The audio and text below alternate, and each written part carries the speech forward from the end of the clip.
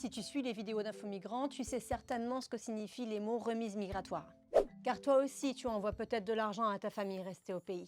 Les remises migratoires, c'est l'argent qu'un travailleur migrant envoie ou dépense dans son pays d'origine. Ça englobe les salaires des travailleurs français transfrontaliers, par exemple ceux qui travaillent en Suisse mais vivent en France.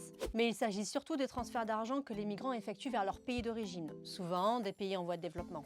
En gros, c'est le fait d'envoyer une partie de ce qu'on gagne à ses proches pour les aider.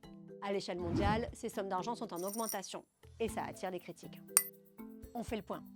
Tous les mois ou tous les 2 mois, les travailleurs migrants envoient en moyenne entre 200 et 300 $ à leur famille restée au pays, en utilisant différents canaux. Virements électroniques via des banques traditionnelles, opérateurs de transfert d'argent, argent liquide ou encore produits importés. Selon la Banque mondiale, ces envois d'argent ont atteint près de 900 milliards $ en 2024.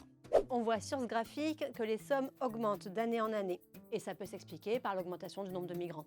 Ces sommes représentent une source de financement très importante pour les familles. Elles permettent de couvrir les dépenses courantes telles que le loyer, la nourriture et les frais de scolarité. Elles peuvent aussi servir en cas d'imprévu pour soigner une maladie. D'après l'Organisation internationale pour les migrations, ces transferts de fonds ont même le potentiel de redynamiser les économies locales en difficulté. Bon, jusqu'ici tout va bien. Alors que reproche-t-on à ces remises migratoires ? Eh bien le fait que ces sommes représenteraient un manque à gagner pour les pays dans lesquels travaillent les migrants, en général les pays occidentaux.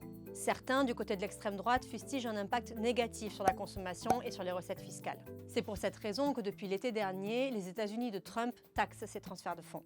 Mais attention aux idées reçues, la France n'est pas lésée par ces transferts d'argent. Toujours selon la Banque mondiale, la France faisait partie en 2022 des principaux pays bénéficiaires de ces transferts. Là, elle est au 5e rang, après les Philippines et juste avant le Pakistan. Ça s'explique par l'argent rapporté dans le pays par les travailleurs français frontaliers dont je parlais tout à l'heure. En 2024, la France a reçu 37,8 milliards $ de remises migratoires. C'est 2 fois plus que les remises migratoires qui ont quitté la France à destination d'autres pays.